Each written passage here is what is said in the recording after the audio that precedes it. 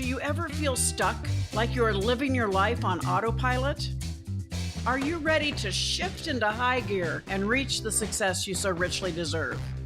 Welcome to the Play Big Movement podcast. I am your host, Sharon Lechter, entrepreneur, business strategist, and best-selling author. Playing big is not about settling for good enough or being comfortable. It is about reaching your highest potential and achieving your greatest success. Join me in my Play Big movement as I interview top experts in business, money, and entrepreneurship, all ready to serve you and to help you play big, be number one in your field, live your legacy, and create maximum impact. Hello, everyone. Welcome to this segment of the Play Big Movement podcast. And I'm particularly excited about today because I get a chance to visit with a dear friend, a friend that I've had for a couple of years. And I'm so thrilled that I was able to highlight her in Think and Grow Rich for Women. Dina, thank you so much for being with me. Dina Dwyer-Owens. And hi, Sharon. Yep. I'm excited to have you for multiple reasons, because as we talk about the Play Big movement, I think you have a particularly wonderful story that I want to share. But Dina is the co-chairman, and she fundamentally helped the explosion of the growth of the Dwyer Group. And she was on the incredible show Undercover Boss, and she was quite the star. I loved every episode, but I think I was particularly partial to yours, Dina, and loved the pearls. Oh. She had one segment where, was it plumber? You were a plumber and you had on long fingernails and pearls, right? That's right. Made a lot of sense. It was a great show. I loved it. You were CEO for 15 years before you became co-chairman. And for those of you, you might not recognize the name, the Dwyer Group, but you definitely recognize what it stands for, because they have over 17 franchises now that they own under that, the Glass Doctor, Air Serve, Molly Maid, Mr. Appliance, Mr. Electric, just to name a few. And it continues to expand. But most of all, one of the things that I just love about Dina is that this company was started by her father, and he's passed, and she took over the reins, and she never fails to highlight and compliment her dad. So Dina, thank you so much for coming on. Thank you, Sharon. And lots of fun things going on at Dwyer. We've got some updates to talk about. The first one probably is to correct that I'm no longer co-chair.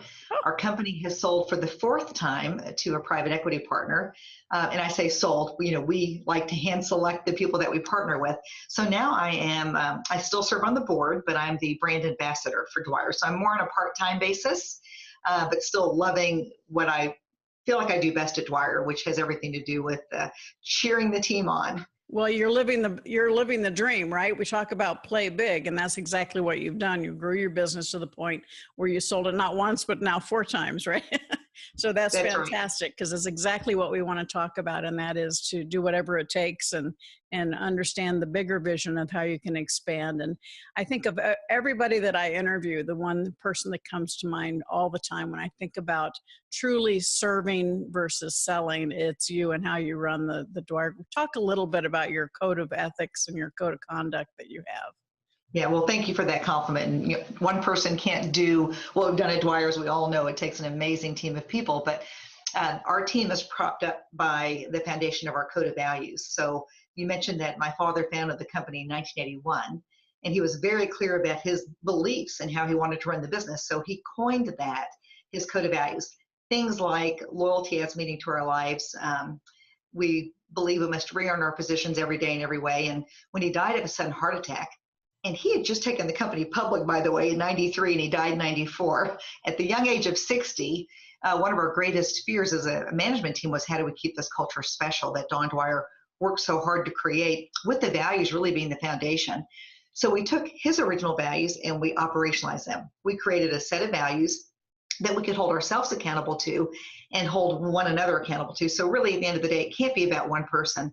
So, Don Dwyer died and the company could have fallen apart, but he taught us such a great lesson about being values-guided leaders that we made that the number one priority when he died. So we have the theme of respect, integrity, customer focus, and having fun. We call it living rich at Dwyer Group. And below each one of those core values, we have very specific value statements. Some people might call them accountability statements. And it truly is what's helped us be so successful 37 years into our life. And it's interesting because I talk about your episode on Undercover Boss, and I remember you sharing with me that as you were there and the camera was rolling, that one of the people that you were working with didn't remember something, and you said, "Now this is going to be on national television." Talk about that angst, that feeling that you. Well, yeah, especially on that episode, because you put yourself out there, you're super vulnerable. And the funny thing is, Sharon, I think that the production company actually goes out to some 80 CEOs to find the one CEO that either will say, yes, I'll take a chance and put myself out there and take the risk.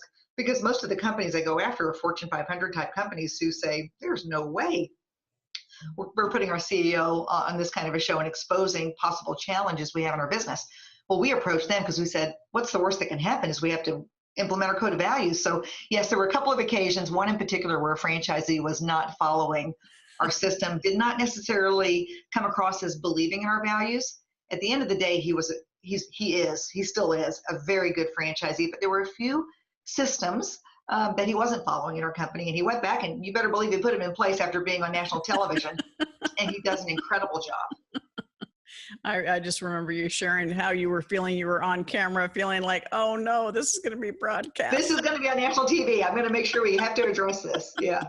But you did, and you did it elegantly and beautifully. And I think it was exceptionally powerful for the show, for those watching it, because you were vulnerable.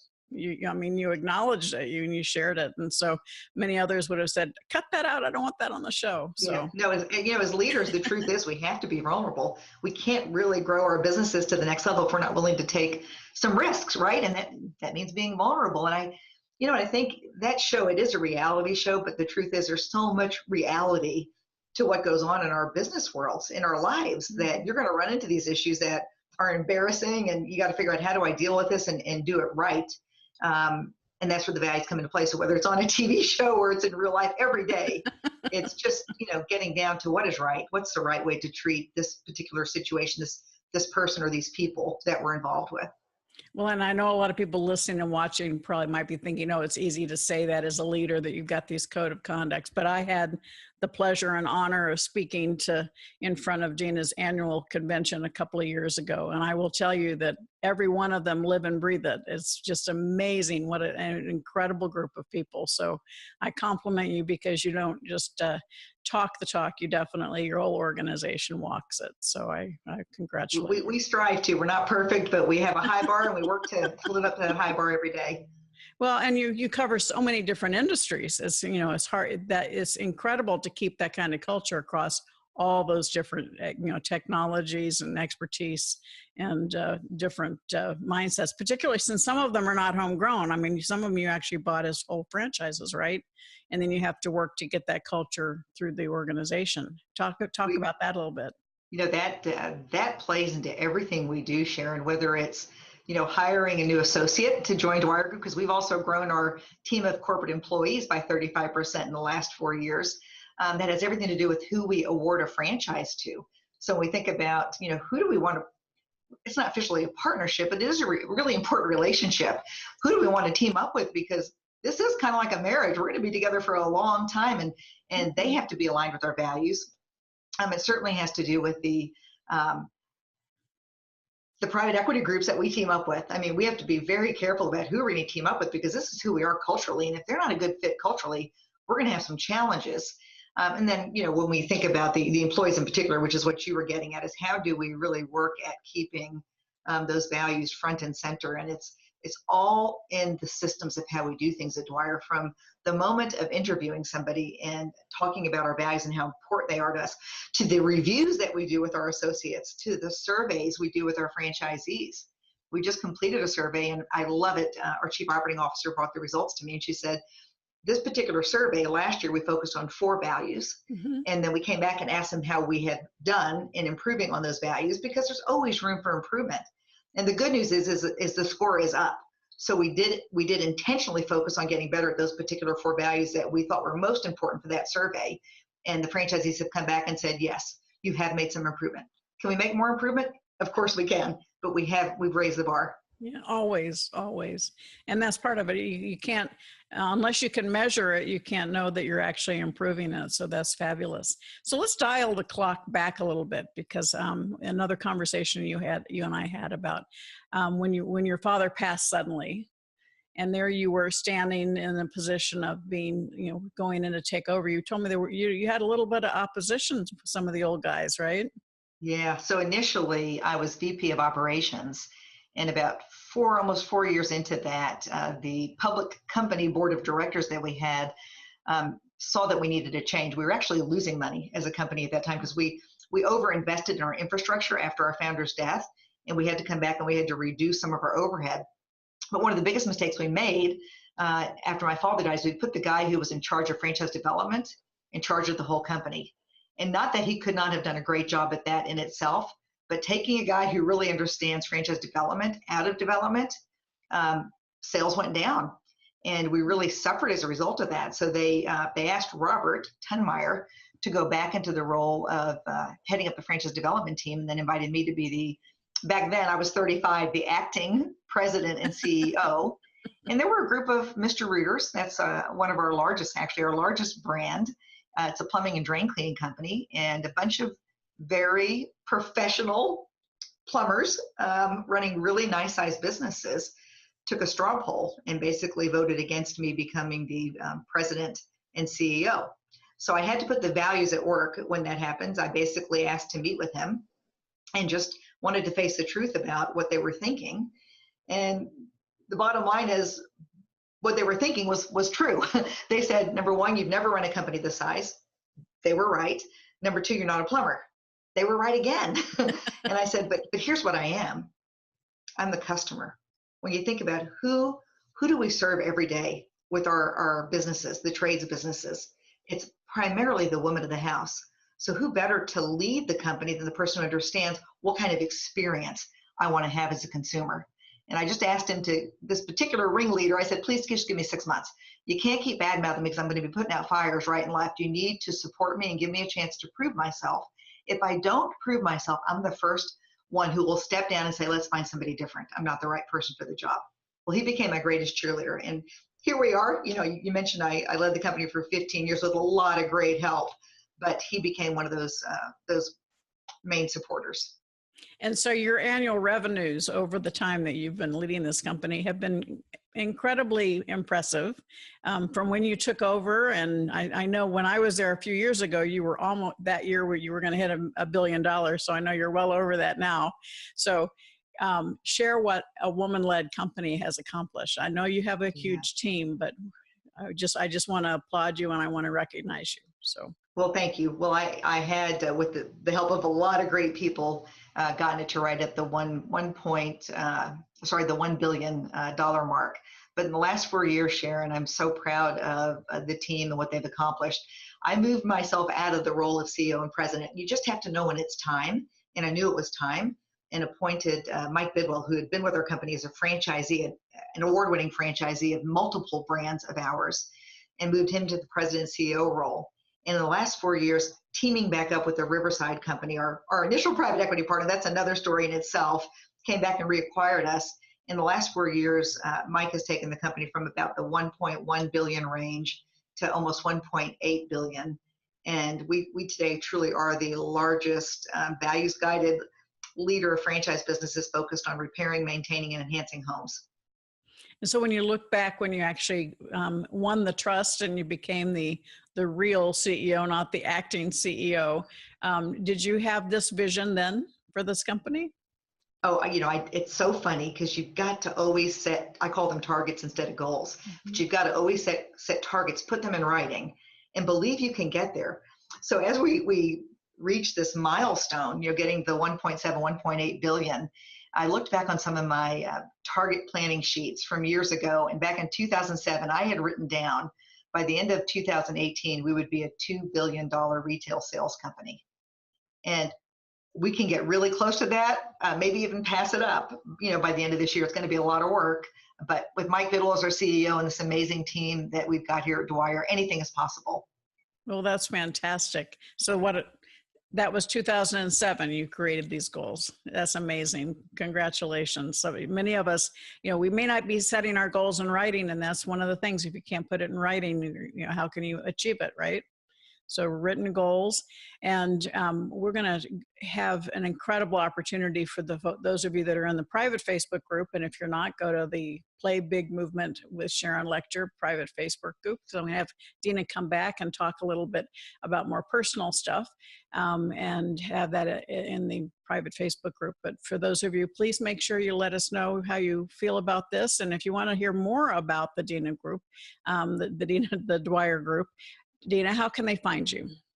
Yes, they can go to dwyergroup.com. It's DWYER group.com. Or if they would like to go to my website, DinaDwyer-Owens.com, they might go there because they can pick up some tools for free on how to create their own culture. So I have a workbook, Sharon. It's 6 simple steps to creating your own culture with the values and the systematizing of the values like we've done so successfully at Dwyer. So that's available at DinaDwyer-Owens.com. And on the franchising side, they can just hit the button for franchise information and learn what they'd like to learn about it.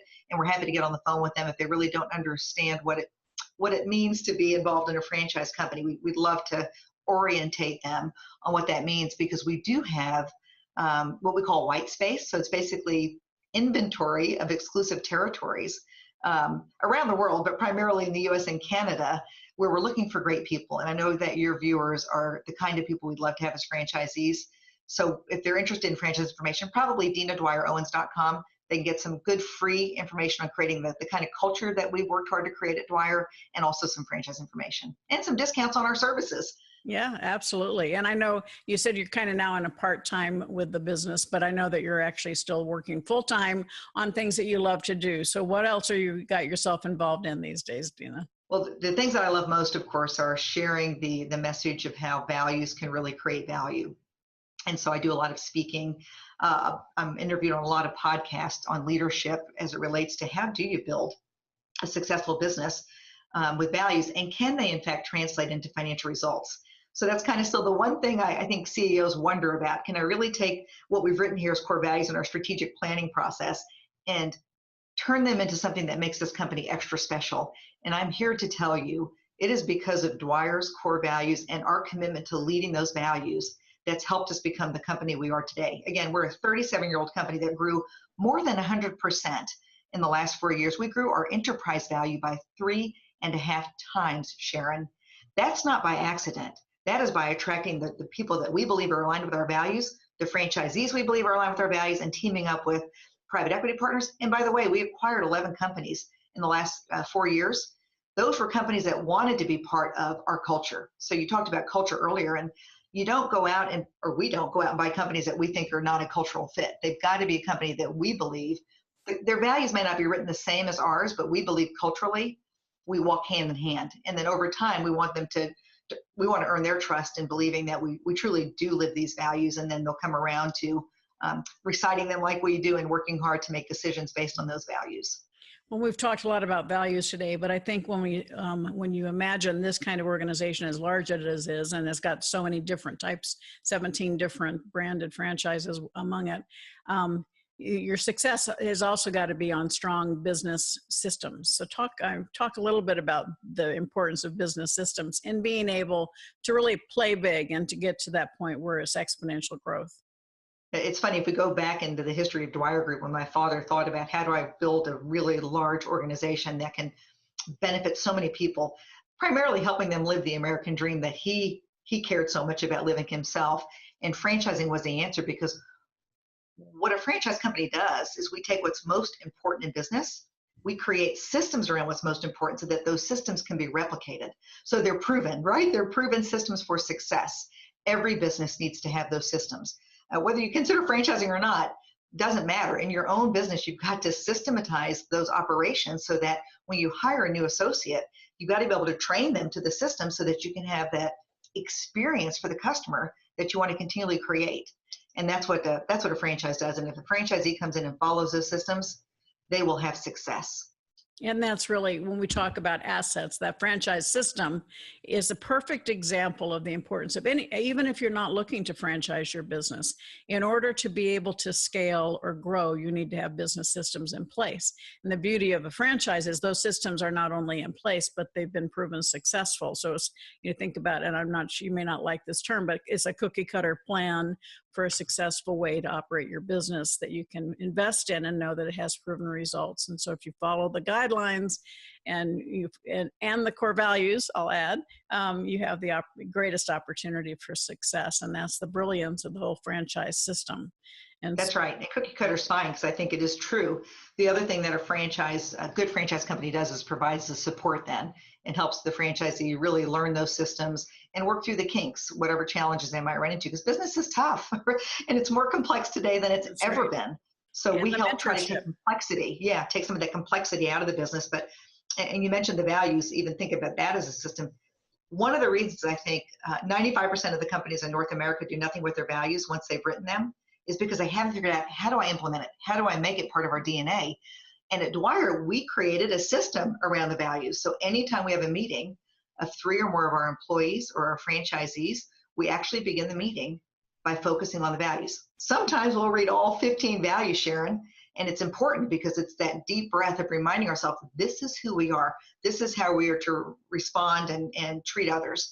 And sometimes it's just focusing on one particular value and saying, we're not doing so good on this one based on feedback we recently received. Let's pick it up. Let's do a better job and refocus on it. So it is part of our system. And it's a perfect example of Napoleon Hill talk about auto-suggestion.